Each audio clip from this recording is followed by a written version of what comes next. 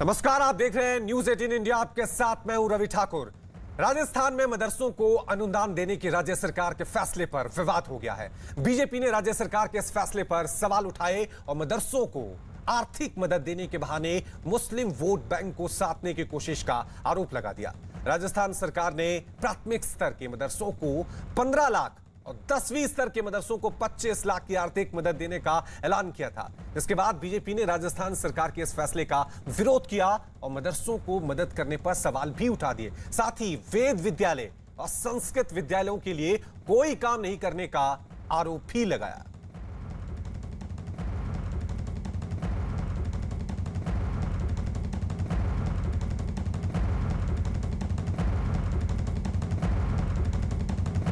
वहीं बीजेपी के अमित मालवीय ने एक ट्वीट कर राजस्थान सरकार के इस फैसले पर सवाल उठाए हैं। उन्होंने तंज कसते हुए ट्वीट में लिखा है कि महिला उत्पीड़न और दलितों पर बढ़ते अपराध के मामलों के बीच राष्ट्रीय एकता और अखंडता के लिए राजस्थान की कांग्रेस सरकार की अद्भुत सांप्रदायिक पहल।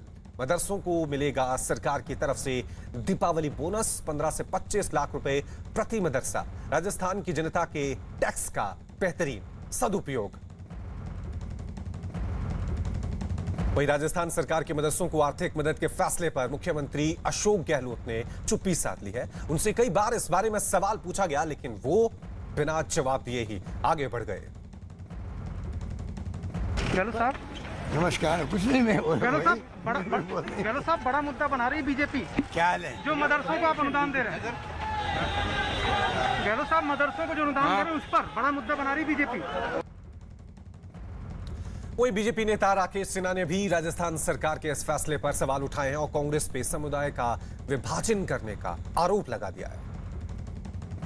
राजस्थान सरकार ने सरकारी खजाने से जो वहाँ के मदरसे हैं राज्य के, उनको 90% यानी 25 लाख रुपए तक देने की घोषणा की है अनुदान देने। देखिए, राजस्थान सरकार यानी कांग्रेस पार्टी मनमोहन सिंह के उस सिद्धांत पर चल रही है। जब मनमोहन सिंह जी प्रधानमंत्री थे, उन्होंने कहा था कि इस देश के संसाधनों पर पहला अधिकार अल्पसंख्यकों का है। जिस एक सेकुलर देश में यदि आप इस तरह से अल्पसंख्यक बहुसंख्यक विभाजन करेंगे और मदरसों को इस प्रकार की छूट देंगे, ये छूट मदरसों को सिर्फ नहीं दे रहे हैं, मदरसों में जिस तरह की शिक्षा हो रही है जो मुख्य धारा से अलग है, सीबीएसई के सिलेबस से, एनसीईआरटी की पुस्तकों से अलग रहकर जो कट्टरपंथियों को पैदा किया जा रहा है, इससे दो पहचान पैदा हो रहा है और दो राष्ट्र बनने से पहले दो पहचान पैदा होता है।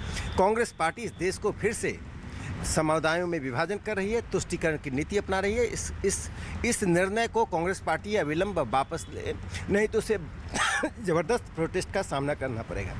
एक सवाल क्या, लेकिन जो राजस्थान सरकार का कहना है वो मदरसों को आधुनिकीकरण उनका कराना चाहती है, इस वजह से पैसा दिया गया, तो आधुनिकीकरण होगा तो वहाँ पर शिक्षा व्यवस्था बदलेगी। देखिए, मदरसों को मुख्य शिक्षा की धारा में लाने के लिए उन्हें सब्सिडीज देने की जरूरत नहीं है। पहले उसके सिलेबस को निर्धारित करें। जिन शिक्षकों की नियुक्ति होती है उनको बीएड किए हुए शिक्षकों को जैसे अन्य विद्यालयों में नियुक्ति होती है वैसे नियुक्ति करें। छात्रों के पाठ्यक्रम को निर्धारित करें, छात्रों की परीक्षा को रेगुलराइज करें। तो मदरसों को आर्थिक मदद के ऐलान पे अब सियासत गर्मा गई है। बीजेपी ने सरकार पे सवाल उठाना शुरू कर दिया है। राजस्थान सरकार ने यह बड़ा फैसला लिया है जिसमें प्राथमिक स्तर के मदरसों को 10 लाख रुपए की मदद दी जाएगी। वहीं 10वीं स्तर के मदरसों को यहां पर 25 लाख की सहायता दी जाएगी। तो विवाद गहरा गया है। बीजेपी ने सवाल उठाना यहां पर शुरू कर दिया है कि सिर्फ मदरसों को ही मदद क्यों दी जा रही है, वेद विद्यालय और संस्कृत विद्यालयों पे ध्यान नहीं दिया जा रहा है। बीजेपी नेताओं की तरफ से तंज कसे जा रहे हैं। अमित मालवीय ने ट्वीट किया, राकेश सिन्हा ने भी सवाल उठा दिए हैं।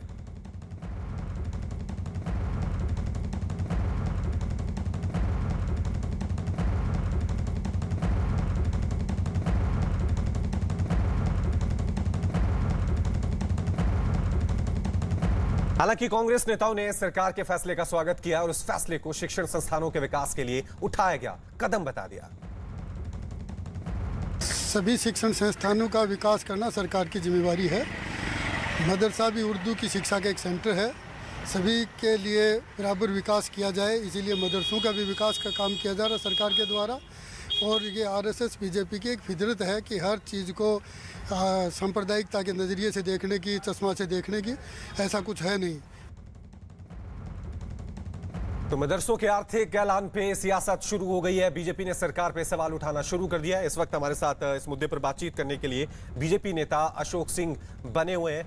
अशोक जी, आपसे मेरा सवाल यही है, अगर राजस्थान सरकार शिक्षा में बदलाव ला रही है, मदरसों को आर्थिक मदद दे रही है, तो फिर इतनी सियासत, इतना विवाद क्यों हो रहा है? जिस प्रकार से मैं कह रहा हूं, यदि आप आधुनिकीकरण करना चाहते हो किसी का चीज, स्कूल कोई भी हो, लेकिन सरकारी स्कूलें होती है, उसमें आप सबकी सारी सुविधाएं मिलती हैं, उनका आधुनिकीकरण किया जाता है, तो बात अलग है। लेकिन स्पेसिफिक रूप में एक धार्मिक शिक्षा के रूप में शिक्षा दी जा रही है, उसको आप कितने लाखों रुपए दे रहे हो, 15 लाख से लेकर के 25 लाख रुपए की आप ग्रांट दे रहे हो, सहायता दे रहे हो। और उसमें आप देखिए कि ये सरकार 3 साल में कर क्या रही है। 3 साल में सरकार कर यही रही है जो इनका एजेंडा है, वो राजस्थान में भी लागू कर रही है। राजस्थान के लागू करने से पहले आप देखिए इन्होंने कहा कि पहला राइट किसका हो सकता है, और पहला राइट को, उस राइट को इंप्लीमेंटेशन कैसे किया जाए राजस्थान के अंदर, ये सरकार करने के लिए तुली हुई है। हम कह रहे हैं कि वैदिक संस्कृति है, संस्कृत विद्यालय है, सब कुछ है, उनको भी आप दीजिए, लेकिन 3 साल के अंदर राजस्थान के अंदर शिक्षा का जो बड्डा इन्होंने बढ़ाया है, आप देखिए कि पूर्ववर्ती भाजपा सरकार थी, सिर्फ बैकलॉग 2% होता था। आज राजस्थान के अंदर कितना बैकलॉग बैठा है शिक्षकों का, उसकी तरफ सरकार ध्यान नहीं दे रही है, लेकिन खुश किस कर रही है। और इनके मंत्री के बयान कैसे आते हैं, अकबर को महान बताया जाता है और महाराणा प्रताप को किस प्रकार की तुलना की जाती है, नीचे रखा जाता है। तो ऐसी तो ये सरकार है, जब से आई है, जब से कुछ न कुछ अलीजुल इस प्रकार के फरमान जारी कर रही है। कोरोना काल में आप देखिए, प्रधानमंत्री जी के द्वारा गरीब कल्याण के तहत राजस्थान के अंदर अन्न दिए देने का काम किया, उसमें भी उन्होंने तुष्टीकरण करी है। तुष्टीकरण की राजनीति, इनका एक इंप्लीमेंट के कार्य करना इस सरकार की प्राथमिकता में रहा है।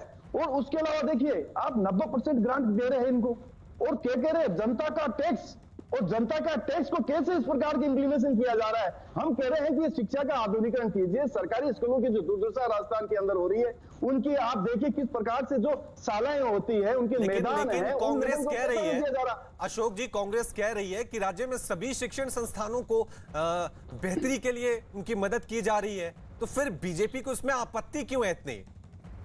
देखो कि इन्होंने 3 बजट पेश किए हैं, तीनों बजटों के अंदर शिक्षा का नाम मात्र किया है, और इन्होंने घोषणा करी हम शिक्षकों के लिए भर्तियां निकालेंगे। मैं कह रहा हूँ रीढ़ जैसी भर्तियां इनको 3 साल में आकर ये कराई है, और वो भी कह रहा हूँ कि पेपर आउट हो चुके हैं, और उसकी हम मांग कर रही है, सरकार मांग कर रही है कि इसकी सीबीआई जांच हो और मंत्री को बर्खास्त किया जाए। लेकिन सरकार क्या कर रही है, आज मैं कह रहा हूं कि विपक्ष में हम बैठे हैं, वो तो कर रही है, जितने भी छात्र हैं वो आंदोलन कर रहे हैं राजस्थान के अंदर, उनकी ये सरकार नहीं सुन रही है। और ये तो एक महलों में रहने वाली सरकार है, महलों से चलने वाली सरकार है, जिनके मुख्यमंत्री 15 माह तक एक तरह से आपके सीमान में बैठे हैं, बाहर नहीं निकले। अब जाके दिल्ली में जा रहे हैं, क्या चुनाव में आएंगे कि जनता के पास में जाएंगे? जनता के पास में जाएंगे तो पता पड़ेगा इन्होंने क्या क्या वादे किए। किसानों की कर्ज माफी से लेके रोजगारों के, बेरोजगारों के लिए भत्ता देने की बात, रोजगारों को रोजगार देने की बात, इन्होंने क्या किया? कुछ नहीं किया राजस्थान के अंदर। आप तो मैं ये कह रहा हूं, आज देखिए कि अपराधों के अंदर श्रेणी नंबर 1 बन रहा है दुष्कर्म के अंदर पूरे भारतवर्ष के अंदर, उसके भी इनको नहीं है कि क्या है। वो कह रहे हैं साहब हमने तो FIR दर्ज कराने का फ्री कर दिया है। फ्री है, दूसरे राज्यों में क्या फ्री नहीं है? सब कुछ राज्यों में है, लेकिन राजस्थान में दुष्कर्म में आपका नंबर 1 है। जैसे यूपी जैसे शहर के जो प्रदेश है, उससे भी 100 गुना ज्यादा अपराध दुष्कर्म के राजस्थान में दर्ज हो रहे हैं। लेकिन देखिए शिक्षा, मैं चाह रहा हूं कि शिक्षा के मुद्दे पे हम बने रहे। अशोक जी, मेरा सवाल यही है, जहां पे बीजेपी की सरकार होती है जिन राज्यों में, वहां पे संस्कृत को बढ़ावा दिया जाता है। जहां पे कांग्रेस की सरकार है, हम देख रहे हैं कि मुस्लिम वोटों को साधने की कोशिश वहां पे लगातार की जा रही है। तो ये इस तरह के फैसले दोनों सरकारों की तरफ से लिए जाते हैं ना। जहां पर आपकी सरकार है वहां पे आप अपने वोट बैंक को साधने की कोशिश करते हैं, जहां पे कांग्रेस की सरकार है, दोनों ही तो ऐसा कर रहे हैं ना अपने अपने राज्यों में जहां उनकी सत्ता है। वैदिक संस्कृति, संस्कृत है, इनको यदि हम बढ़ावा दें, और संस्कृति नहीं है, हम तो सभी भाषाओं का सम्मान करते हैं, और उन भाषाओं का सम्मान के अंदर हम करें तो कोई दिक्कत नहीं है। लेकिन स्पेशल रूप से आप एक आप बजट घोषित करें, और दूसरी चीजों के लिए आप बजट घोषित नहीं करें। ठीक है। इस वक्त हमारे साथ अशोक जी, रोक रहा हूं आपके साथ इस वक्त, क्योंकि आपके जवाब ले लेते हैं। खानू खान बुधवाली इस वक्त हमारे साथ जुड़ गए हैं, ये चेयरमैन है राजस्थान वक्फ बोर्ड के। खानू खान जी, सियासत शुरू हो गई है जब से सरकार ने यह फैसला लिया है कि मदरसों को आर्थिक मदद दी जाएगी। सवाल यही है कि जब मदरसों की मदद हो रही है, उस प्रदेश में वेद विद्यालय भी हैं, संस्कृत विद्यालय भी हैं, बीजेपी आरोप लगा रही है कि उन पे आपका ध्यान क्यों नहीं जा रहा है, सिर्फ एक तरफा मदद का ऐलान क्यों किया जा रहा है? सम्मानीय, देखिए मेरे जो साथी जिस तरह से भाषा और जिस तरह से विवाद करना चाह रहे हैं, इनको सोचना चाहिए कि राजस्थान के अंदर संस्कृत विश्वविद्यालय की घोषणा की गई, जो राजस्थान विश्वविद्यालय की शायद राजस्थान यूनिवर्सिटी से ज्यादा लैंड्स है, वहां प्रोफेसर भी अलग से संस्कृत का अध्ययन किया जाता है, वहां किसी समाज की जातीय भाषा के नाम पे नहीं मानी जाती।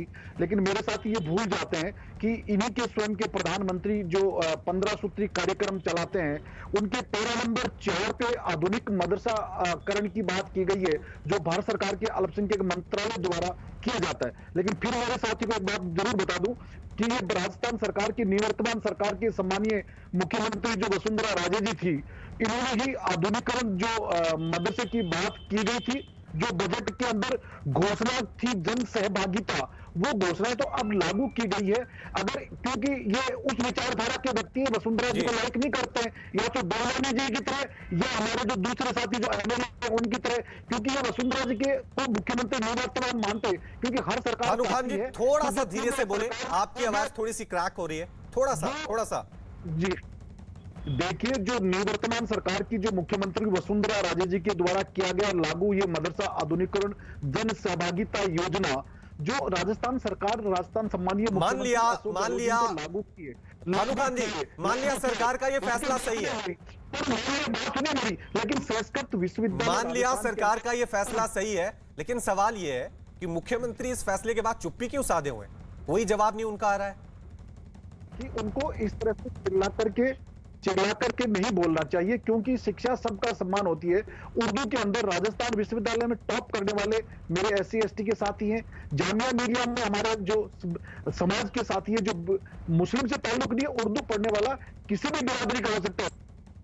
ठीक है, देखना यह है कि इस फैसले के बाद क्या मदरसों की हालत बदलती है। जो मदरसों को आधुनिकीकरण को लेकर सरकार ने यह फैसला लिया है, उसको लेकर क्या सियासत आगे किस तरह से जाती है, क्योंकि प्रदेश में संस्कृत विद्यालय भी हैं, वेद विद्यालय भी हैं, उसको लेकर बीजेपी ने अब आरोप लगा दिए हैं कि उनकी तरफ ध्यान क्यों नहीं दिया जा रहा है, उनको किसी तरह से कोई आर्थिक मदद क्यों नहीं दी जा रही है। हालांकि पार्टियां कोई भी हो, सभी अपने अपने वोट बैंक साधने की कोशिश हर जगह करती हैं। जहां पर बीजेपी की सरकार है वो अपने वोट बैंक को साधने की कोशिश कर रही है, जहां पर कांग्रेस की सरकार है वहां पे कांग्रेस इस तरह के फैसले लेकर अपनी राजनीति को आगे बढ़ाने की कोशिश कर रही है।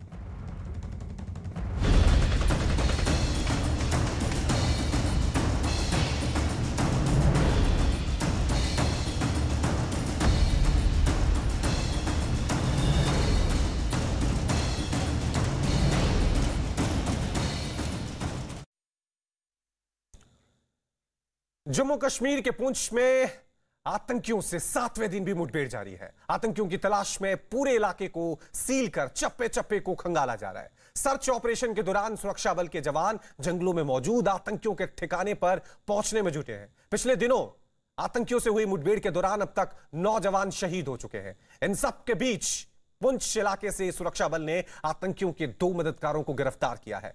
आरोप है कि ये दोनों लोग आतंकियों को खाना और सुरक्षा बल से जुड़ी जानकारियां उन तक पहुंचा रहे थे। गिरफ्तार किए जाने के बाद दोनों मददगारों से पूछताछ की जा रही है और यह पता लगाने की कोशिश की जा रही है कि छिपे हुए आतंकियों के पास कितने हथियार मौजूद, क्योंकि पिछले 7 दिन से यह एनकाउंटर लगातार जारी है। देश के नौजवान शहीद हो गए हैं। आतंकियों की तलाश सरगर्मी से वहां पर की जा रही है, हेलीकॉप्टर की मदद ली जा रही है। काफी जंगल नुमा ये इलाका है, घना जंगल है। यही वजह है कि आतंकी छिपकर यहां पर सेना पर अटैक कर रहे हैं। लेकिन आपको बता दें कि 2 लोगों को यहां पर गिरफ्तार कर लिया गया है, जिन पर आरोप है कि ये आतंकियों की मदद कर रहे थे, आतंकियों को खाना और सेना से जुड़ी जानकारी उन तक पहुंचा रहे थे। पिछले कई दिनों से जिस तरह से आतंकियों के खिलाफ ऑपरेशन ऑल आउट घाटी में चल रहा है, उसको लेकर आतंकियों की बौखलाहट साफ तौर से देखी जा रही है। एक तरफ सेना के जवानों पर अटैक किया जा रहा है, दूसरी तरफ आतंकी आम लोगों को भी निशाना बना रहे हैं। ये तस्वीरें आप देख सकते हैं कि किस तरह से वहां पर अभी भी गोलियों की आवाज, तड़तड़ाहट सुनाई दे रही है, क्योंकि पिछले 7 दिन से आतंकी और सेना के जवान इस एनकाउंटर में आमने सामने हैं। हालांकि 7 दिन से आतंकियों के पास कितने हथियार हैं, कितने आतंकी हैं, इसकी कोई भी स्पष्ट जानकारी अभी तक नहीं मिल पाई है। यही वजह है कि ऑपरेशन पिछले 7 दिन से अभी भी लगातार जारी है। रात के वक्त अंधेरे का फायदा उठाते हुए आतंकी घने जंगल में छिप जा रहे हैं। चलिए इस खबर पे और ज्यादा जानकारी के लिए सीधा रुक करते हैं हमारे सहयोगी पवन का। पवन, अभी क्या जानकारी मिल पा रही है? 7 दिन हो गए, एनकाउंटर अभी भी चल रहा है, 2 लोगों को गिरफ्तार कर लिया गया है जो आतंकियों की मदद कर रहे थे, सेना की जानकारी उन तक पहुंचा रहे थे। इनके बारे में क्या अपडेट है? देखिए, जो मेंढर का बटादुरियाँ इलाका है जहां पर जो पिछले 7 दिन से मुठभेड़, आज 7वां दिन है, मुठभेड़ जारी है। आतंकियों को घेरा गया है। डेरा की गली से शुरू हुआ था ये ऑपरेशन और रजौरी के थाना मंडी पंगाई से होता हुआ मेंढर के बटादुरिया में है। यहाँ पे जंगल के भीतर आतंकियों को घेरा गया है और लगातार मुठभेड़ जो है वो चल रही है। रात को भी हैवी फायरिंग आतंकियों के साथ हुई थी, लेकिन मौसम ख़राब हुआ है, बारिश हो रही है, जिसके चलते थोड़ा ऑपरेशन रुका हुआ है। लेकिन 2 लोगों को पकड़ा गया है जो आतंकियों तक जानकारी पहुंचा रहे थे और उनको खाने पीने का सामान पहुंचा रहे थे। अब उनसे पूछताछ हो रही है, उससे कई खुलासे हो सकते हैं कि आतंकी कितने हैं, उनके पास कितना हथियार हैं और क्या उनकी रणनीति है, क्योंकि आतंकियों के पास जो है वो नेचुरल केव्स हैं जंगल के भीतर जहाँ पर वो छिपे हुए हैं और वहीं से मुठभेड़ जो है वो चल रही है।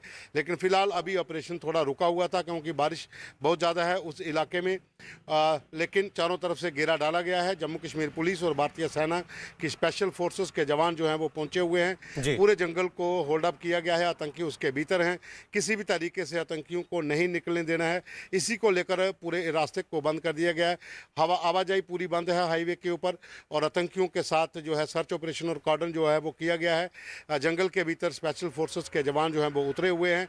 आतंकियों की तलाश लगातार जारी है। और पवन, जिस तरह से आतंकी यहां पर छिप रहे हैं उससे साफ तौर से नजर आ रहा है कि बड़ी साजिश के तहत, प्लान के तहत आतंकी यहां पर आए हैं और छिपकर हमला कर रहे हैं। वहीं जम्मू कश्मीर के श्रीनगर में एक बार फिर आतंकियों ने 2 बेगुनाह लोगों को निशाना बनाया है।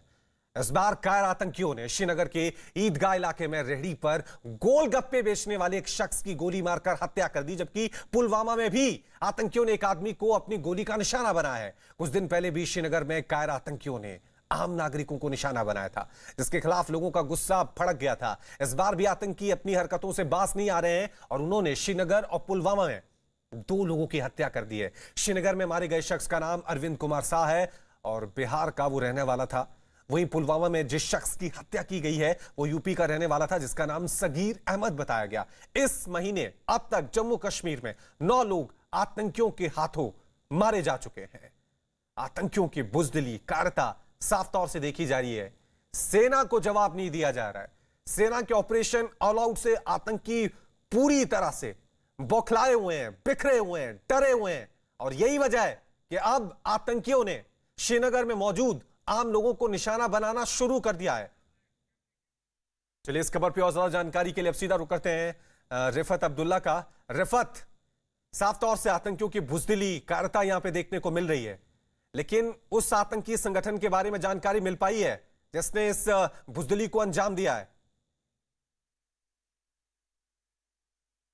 देखिए रवि, अभी किसी संगठन ने इस हमले की जिम्मेदारी कबूल नहीं की है, लेकिन जिस तरीके से आईजीपी ने ये कहा कल कि जो सॉफ्ट टारगेट होते हैं मिलिटेंटों के, उनको सिक्योरिटी प्रोवाइड करना बहुत मुश्किल है। ऑलमोस्ट उन्होंने साफ कर दिया कि जो भी सॉफ्ट टारगेट है उन्हें सिक्योरिटी नहीं प्रोवाइड की जा सकती है, क्योंकि हर एक शख्स को सिक्योरिटी प्रोवाइड करना, चाहे वो पॉलिटिशियन हो या फिर बाकी एक्टिविस्ट्स हों, उनको प्रोवाइड करना बहुत मुश्किल है। सिविलियंस की तो बात ही नहीं है, क्योंकि किसी को नहीं मालूम कि किस सिविलियन को टारगेट किया जाएगा। तो ऐसे में फिलहाल ये कहा जा सकता है कि सिक्योरिटी एजेंसीज के लिए एक चिंता जरूर है अगर इस तरह की किलिंग्स हो रही हैं, क्योंकि 7 किलिंग्स के बाद एंटी मिलिटेंसी ऑपरेशंस जो हैं बड़े पैमाने पे लॉन्च किए गए थे और आईजीपी ने ही कल कहा कि 9 एनकाउंटर 8 अक्टूबर से लेके कल तक हुए, उसमें 13 मिलिटेंट मारे गए, 2 कमांडर भी उसमें शामिल थे।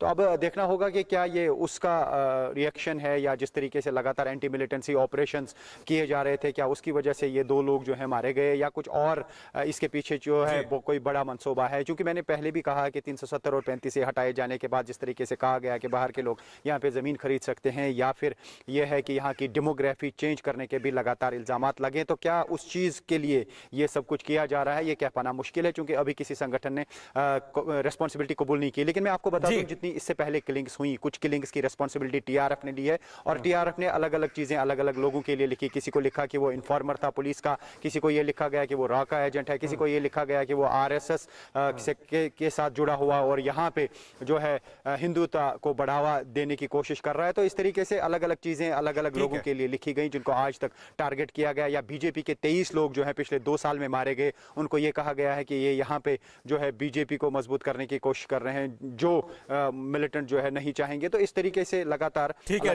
रिफत, साफ तौर से रणनीति यहाँ पर आतंकियों ने बदली है, रणनीति यहाँ पर आतंकियों ने बदली है। सेना को जवाब नहीं दे पा रहे हैं, ऑपरेशन ऑल आउट से बौखलाए हुए हैं। जैसे जैसे जिंदगी पटरी पे लौट रही है श्रीनगर में, कश्मीर में, वो आतंकियों को रास नहीं आ रही है। यही वजह है कि अब आम लोगों को वो निशाना बना रहे हैं, कश्मीरियत का कत्ल वो वहां पर कर रहे हैं। वहीं श्रीनगर के ईदगाह इलाके में जिस शख्स की गोली मारकर हत्या की गई, वो बिहार के बांका का रहने वाला था। अरविंद पिछले 8 सालों से श्रीनगर में रहकर गोलगप्पे बेचने का काम करता था। अरविंद की हत्या की जानकारी मिलते ही उसके घर पे लोगों की भारी भीड़ जुट गई। लोग परिवार को दिलासा देते हुए नजर आए। इस घटना के बाद मुख्यमंत्री राहत कोष से अरविंद के घर वालों को 2 लाख रुपए सहायता देने का ऐलान भी कर दिया गया है। तो घर में मातम पसरा हुआ है कि कोई बेटा, कोई भाई, कोई पति घर की रोजी रोटी के लिए श्रीनगर पहुंचा था, वही घर का पूरा गुजारा चला रहा था, घर की जिम्मेदारी लिए हुआ था। लेकिन आपने देखा कि किस तरह से इन बुजदिल आतंकियों ने इन आम 4था नंबर के गुलगप्पा बेचता था सर, वो गुपचुप जो नाम कहलाता था, वही कमा कर भेजता है। हम लोग खाते पीते हैं सर, और कुछ नहीं है हम लोग। अच्छा, और क्या कहेंगे। तो मैंने यहाँ से अरविंद कितने दिनों पहले गए हैं? 3 महीना। अच्छा, यहाँ पे लॉकडाउन में आए थे क्या? लॉकडाउन में आया था, 4-5 महीना के भरोसे सब हम सब जीते थे सर, उसी के भरोसे। अच्छा। ये था, वही था, उसके अलावा क्या बचा सर, वही के भरोसे सबने खाते पीते थे, कमाता पैसा था। उसी के बदौलत सारा घर चलता था। हाँ, 5 महीने पहले बड़ा भाई खत्म हो गया, उसी के दौलत पे अब सब कुछ चलता था घर, उसके अलावा कुछ नहीं है बचा। 5 भाई में से 2 भाई की तो लगा के मृत्यु हुई है, 3 भाई हैं। सभी लोग मजदूरी करते हैं, गरीब परिवार हैं। उनके परिवार का कंप्लीट डिटेल्स लिए उच्च अधिकारी को भेजने के लिए, तो सब डिटेल्स ले लिए। अच्छा, कितने भाई थे, बहन, माता पिता के सब विस्तृत जानकारी। वहीं पुलवामा में जिस शख्स की हत्या की गई, वो यूपी के सहारनपुर का रहने वाला था। सगीर अहमद के परिवार को जब इस बारे में खबर मिली तो परिवार वालों पर दुखों का पहाड़ टूट पड़ा। घर वालों का रो रो कर बुरा हाल है। हत्या की जानकारी मिलते ही नाते रिश्तेदारों का जुटना शुरू हो गया है। सगीर अहमद की पत्नी का अभी कुछ दिन पहले ही देहांत हो गया था। उनकी 4 बेटियों के साथ एक बेटा है। सगीर अहमद का परिवार अब सरकार से मदद की गुहार भी लगा रहा है।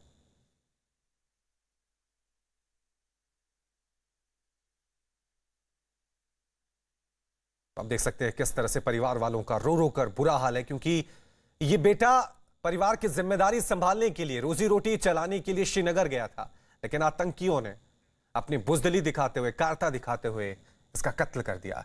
वहीं इस घटना पर राज्य के उपराज्यपाल मनोज सिन्हा ने ट्वीट कर दुख जताया है। उन्होंने अपने ट्वीट में लिखा है कि मैं आतंकवादियों द्वारा अरविंद कुमार और सगीर अहमद की निर्मम हत्याओं की कड़ी निंदा करता हूं। जिन परिवारों ने अपनों को खोया है, उनके प्रति मेरी हार्दिक संवेदना है। इस दुख की घड़ी में केंद्र शासित प्रदेश शोक संतप्त परिवारों के साथ खड़ा है।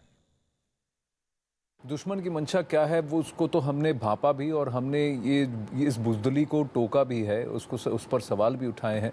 पर क्योंकि जम्मू कश्मीर की एडमिनिस्ट्रेशन का भार आपके कंधों पर है, तो इसलिए मैं आपसे जानना चाहूँगा कि अब सिक्योरिटी को और टाइट करने के लिए किस तरह के कदम उठाए जा रहे हैं, क्योंकि लोगों की अपेक्षा आपसे है, उम्मीदें आपसे हैं। इंटेलिजेंस एजेंसीज के साथ मिल करके हमारी सिक्योरिटी फोर्सेस ने एक अच्छी रणनीति बनाई है, और हमारी ओर से पूरी आजादी है सिक्योरिटी फोर्सेस को कि जहां जरूरत पड़े जरूर प्रभावी कार्रवाई करिए। कुछ लोगों के ऐसे बयान जो यहां की सिक्योरिटी सिचुएशन को खराब करते हैं, मैं समझता हूं कि उन्हें भी आज सोचने की जरूरत है। और सिक्योरिटी फोर्सेस पूरी तरह से तैयार हैं। जो कुछ पिछले दिनों हुआ है, मुझे लगता है कि आगे आने वाले दिनों में उससे भी ज्यादा जोरदार प्रहार होगा। तो आतंकियों की इस कायराना हरकत के बाद बीजेपी नेताओं ने पाकिस्तान पर जमकर हमला बोला है। एक जो बाहर से जो हमारा जो वेंडर था, एक रेडी वाला था, उसको मार दिया है, दूसरे को जख्मी किया है। और ऐसे ही पहले गोलगप्पे वाले को मारा, एक सिख प्रिंसिपल को मारा, लेडी को। ये जो है, ये कायरता जो पाकिस्तान की है, ये पाकिस्तान को ले डूबेगी, इतना स्पष्ट है। इसी तरह से हमारे जो जवानों के ऊपर जो है, जो चोरी से आके छिपे करके जो वो गश्त कर रहे होते हैं, उन पर जो अटैक करते हैं, जिसमें हमारे जवान शहीद हुए हैं, ये बड़ी जो है भर्त्सना योग्य घटनाएं हैं। इसका बदला लिया जाएगा, इसमें स्पष्ट है। नॉन लोकल फेरी वाले, रेडी वाले गरीब लोग जो अपना रोजगार पालने के लिए कश्मीर में आए थे, उन्हें जिस तरह से उनकी निर्मम हत्या कर दी गई, यहाँ से पाकिस्तान का एजेंडा तो पता लगता है। पाकिस्तान जैसे देश को हम उड़ी और पुलवामा के बाद जो सर्जिकल स्ट्राइक्स में सबक सिखा चुके हैं, और इस बार जो हम सबक सिखाएंगे वो उनकी आने वाली पुश्तें तक याद रखेंगी। जम्मू कश्मीर के श्रीनगर में बिहार के अरविंद कुमार शाह की आतंकवादियों द्वारा निर्मम की गई हत्या निंदनीय है। हम इसकी घोर निंदा करते हैं। बिहार के यशस्वी मुख्यमंत्री ने अविलंब मुख्यमंत्री राहत कोष से 2 लाख रुपया उनके परिजनों को देने की घोषणा की है। चलिए खबरों में आगे बढ़ते हैं। कामयाबी की कोई कहानी एक दिन में मुकम्मल नहीं होती, लेकिन ईमानदारी, लगन और सच्चा संघर्ष हो तो सफलता की कहानी एक दिन पूरी जरूर होती है।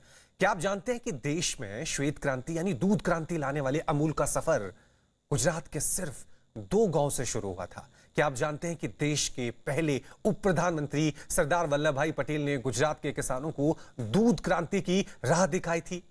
75 साल का हो चुका अमूल भी पूरे देश के साथ आजादी के अमृत महोत्सव की खुशियां मना रहा है।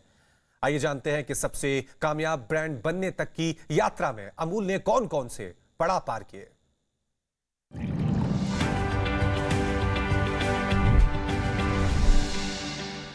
भारत के पहले राष्ट्रपति डॉक्टर राजेंद्र प्रसाद ने 15 नवंबर 1954 को किसानों के दूध आंदोलन को ठोस आधार दिया। उन्होंने खेड़ा जिला सहकारी दुग्ध उत्पादन संघ की डेयरी के भवन की आधारशिला रखी।